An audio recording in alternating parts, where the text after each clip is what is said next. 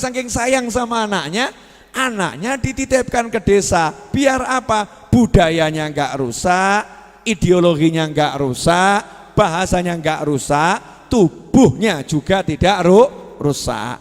Dan itu membuktikan bahwasannya Nabi kita Muhammad SAW tumbuh dengan tubuh yang baik, tumbuh di lingkungan yang bersih, tumbuh dengan bahasa yang original, bahasa yang asli, tumbuh dengan tingkat pemikiran yang matang. Kenapa?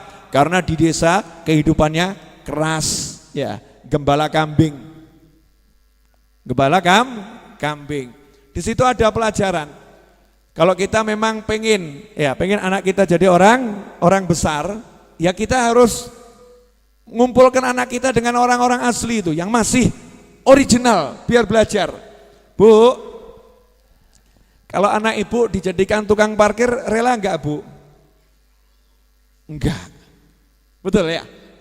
Kalau anak ibu dititipkan ke tempatnya Pak Yai, ternyata sama Pak Yainya suruh ngosek WC.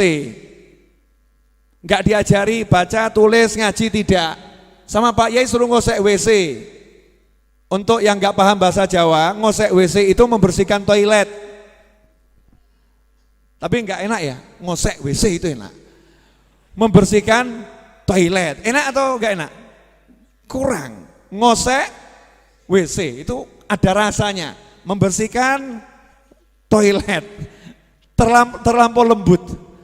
Ngosek WC, nanya apa? Kira-kira sedikit protes atau lega?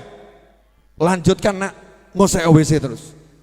Atau kita ngomong sama Pak Yai, ngomong sama Habibnya, Bib, saya jauh-jauh titipkan anak saya ke sini biar belajar, bukan untuk ngosek WC. Di rumah saja tidak saya izinkan ngosek WC. Kenapa sampai di sini suruh ngosek WC?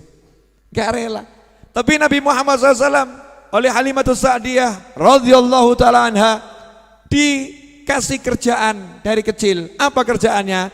Jaga kambing. Angon wedus. Ya, angon wedus. Bahasa Indonesianya angon wedus itu apa? Gembala kambing, mengembalakan kambing. Dibawa ke sana kambingnya, makan kambingnya, ya siapkan minum kambingnya. Pokoknya kambing betul-betul disenangkan. Itu di zaman Nabi masih kecil. Kira-kira pelajaran seperti ini penting atau enggak penting nih? Penting atau enggak penting? Penting ya. Nah, kita harus tahu apa hikmahnya. Kenapa Nabi Muhammad sallallahu alaihi wasallam waktu kecil dikasih kerjaan gembala kambing? Ternyata dari kecil Nabi kita sudah belajar mandiri, diajari ilmu dagang, ilmu bisnis paling simpel yang bisa dilakukan oleh semua orang. Dilatih minimal kamu kalau angon wedhus dapat duit gitu loh ya. Minimal itu, angon wedhus dapat duit, gembala kambing dapat duit. Minimal kamu sebagai orang Arab itu hidupnya ternak kambing. Kalau kamu bisa gembala kambing, kamu bisa hidup. Dikasih bekal itu.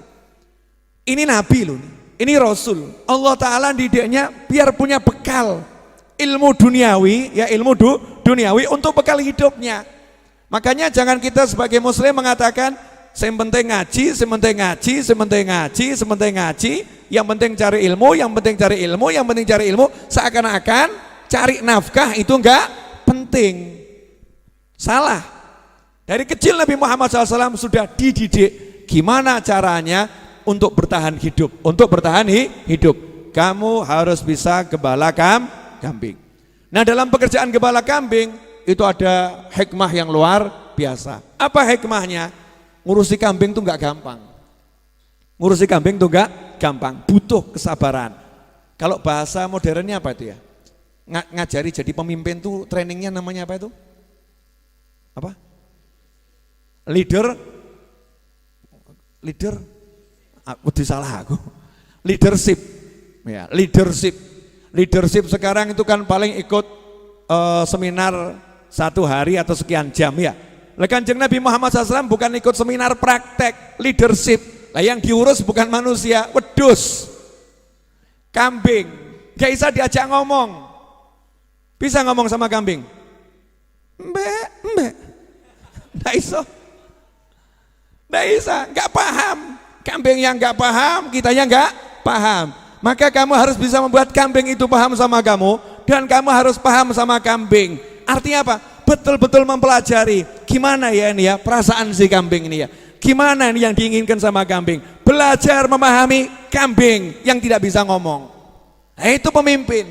Pemimpin itu harus bisa mendengar suara orang lain, walaupun orang itu tidak bisa bersuara. Itu baru namanya pemimpin. Nabi Muhammad SAW buktikan itu dalam hidupnya. Istrinya gak pernah ngomong, tapi Nabi paham kalau istrinya lagi kurang enak hati. Masih ingat cerita saya toh? Nabi Muhammad SAW ngomong sama Aisyah radhiyallahu taala anha, ummahatul mukminin. Wahai Aisyah, aku tahu loh kalau kamu lagi gak enak hati.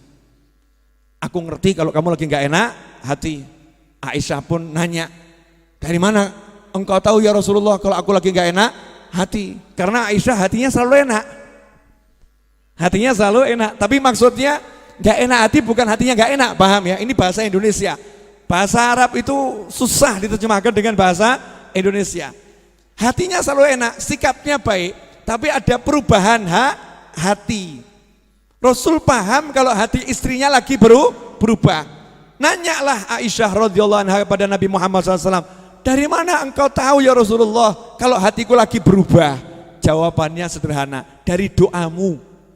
Doa yang mana?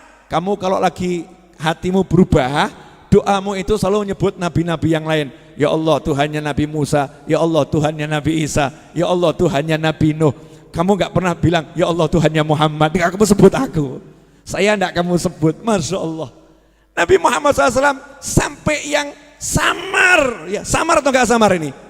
Samar, gak kelihatan, gak jelas, dan doanya khusyuk loh ya. Gak disindir-sindirkan, gak begini, gak model seperti kalau kita nyindir misal nama apa namanya, seperti di sampingnya ada orang kaya, sampingnya orang kaya. Kita lagi butuh dana, doanya Allahumma mudah-mudahan ada orang kaya yang sadar, ya Allah. Nah, itu cetok itu doa modus minta sumbangan. Nah, itu doa modus minta sumbangan. Ini ndak betul-betul khusyuk. Allahumma rabban Nuh, ya Allah Tuhannya Nuh, ya Allah Tuhannya Musa, ya Allah Tuhannya Isa. Khusyuk, gak ada niatan nyindir, gak ada. Tapi Nabi Muhammad SAW paham, ini istrinya lagi ngasih pesan tersembunyi. Iya, hatiku lagi kurang enak, gak seperti biasanya. Nabi paham. Nah begitu Sayyidatuna Aisyah ngerti kalau suaminya paham, langsung ganti strategi. Ganti strategi. Ini pelajaran buat kaum pria. Iya. Wanita itu semakin cerdas, semakin pinter. Ini betul loh ya. Wanita itu semakin cerdas, semakin pinter. Betul atau salah? Betul. Semakin pinter, semakin cerdas. Maka Sayyidatuna Aisyah enggak diem. Engkau menjauhi namaku, enggak mau sebut-sebut namaku, yang kamu panggil nama nabi-nabi yang lain. Pelajaran Pak, kamu kalau jadi suami ya kadang-kadang walaupun enggak cemburu, edok-edok cemburu gitu loh. Paham enggak? Udah di bojo kok enggak tahu cemburu. Mas, iya. Dia ganteng Mas ya. Oh emang biasa aja. Pokoknya cemburu titik. Mas dia ganteng, ngapa nyebut-nyebut ganteng gue? Walaupun di hatimu ya gak ngaruh gitu. Paham enggak Mas? Karena istri itu pengen suaminya cemburu. Istri itu pengen suaminya cemburu, tapi jangan kebablasan. Kebablasan perang tenan. Kalau kebablasan perang bener itu kan ya. Pura-pura cemburu demi menyenangkan hati istri itu fadilahnya luar biasa. Walaupun cemburu itu harus, jangan sampai nggak punya cemburu. Nabi Muhammad SAW ngomong sama Aisyah, tuh kamu jauhi nama saya, nama Nabi lain yang sebut. Kanjeng Nabi cemburu loh, nama Nabi lain kamu sebut, aku enggak. Aisyah jawab, cuman namanya yang nggak saya sebut. Kalau orangnya mah saya mau, saya cari terus orangnya. Namanya nggak disebutkan nggak apa-apa, yang penting kan orangnya. Itulah pandainya wanita, saudara-saudara. Masya Allah, bisa mengelit walaupun terjepit. Betul ibu-ibu? Oh, betul, ngaku. Yang di atas ngaku. Nah, ini kenapa Nabi SAW bisa paham, peka? Karena dari kecil sudah belajar menggembala kambing, yang kambingnya gak bisa ngomong, tapi Nabi bisa paham. Nah kita ini enggak, kadang gak mau belajar, ya gak mau belajar. Tahu-tahu pengen jadi, saya mau jadi seperti Nabi Muhammad SAW. Saya ditiru mong sholat itu, sholat bagus, sholatnya bagus, tapi gak bisa niru Nabi, karena nirunya cuman sepenggal. Sepenggal itu cuman ya bagian sepersekian dari sepenggal. Terus mau bilang aku niru Nabi Muhammad SAW, nanti dulu mas, nanti dulu. Kamu kalau mau niru Nabi, tiru dari mulai lahir, mulai lahir kamu tiru semuanya. Bagaimana Nabi Muhammad SAW dari kecil? Ternyata Rasul dari kecil sudah dipilihkan lingkungan yang baik oleh orang tuanya. Maka kamu jangan sekali-kali menganggap orang tua Nabi gak punya perhatian pada anaknya, gak mudeng anaknya. Ini orang tua yang luar biasa. Tuh menggembala kambing, hikmahnya banyak. Subhanallah. Setelah itu ibunya meninggal, yang kemarin udah kita bahas ya. Ibunya meninggal. Kita sekarang ambil dari sisi Nabi Muhammad SAW. Anak kecil lahir gak punya ayah, ketika dikembalikan sama ibu susunya, gak lama ibunya juga meninggal. Hatinya hancur enggak ini?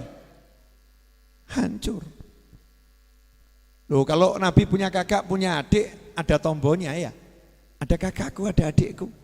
Nabi Muhammad SAW itu anak tunggal dan ibunya juga anak tunggal. Ibu Nabi enggak punya saudara, Nabi juga enggak punya saudara. Itu hikmahnya kenapa waktu itu cuma dapat anak satu, terus Sayyidatuna Aminah meninggal dunia. Kenapa Nabi enggak punya saudara? Biar cinta ibunya enggak pecah, biar cinta ibunya fokus hanya pada satu anak. Bu, boleh nanya? Ibu kalau punya anak satu sama anak 5, cintanya beda atau sama?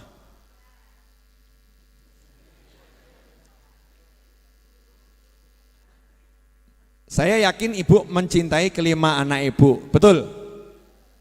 Tapi kalau ibu punya satu anak, cintanya ibu yang punya satu anak sama cintanya ibu yang punya 5 anak, rasa cintanya ke anak besar mana? Satu, betul kan ya? Satu-satunya anakku. Ini satu-satunya anakku, enggak ada yang lain. Allah Ta'ala menjadikan Nabi Muhammad SAW mendapatkan cinta yang utuh dari ibunya, cinta yang utuh. Tapi Allah sekaligus mengajarkan, engkau tidak boleh mencintai selain aku. Engkau enggak boleh mencintai selain aku. Kendati ibumu sangat mencintaimu, tapi engkau hanya boleh mencintai aku. Maka semua orang yang memberikan cintanya pada Nabi Muhammad SAW dengan cinta yang luar biasa, kalau kita lihat dalam sejarah, beliau-beliau itu dipanggil oleh Allah Ta'ala. Semuanya. Mau dari ayah Nabi, ibu Nabi, istri tercinta Nabi Muhammad SAW, Sayyidah Khadijah radhiyallahu ta'ala anha, paman Nabi Abu Thalib, kakek Nabi Abdul Muthalib, semuanya dipanggil oleh Allah Subhanahu wa Ta'ala. Sehingga Nabi Muhammad SAW hatinya ini hanya boleh diberikan pada Allah Subhanahu wa Ta'ala.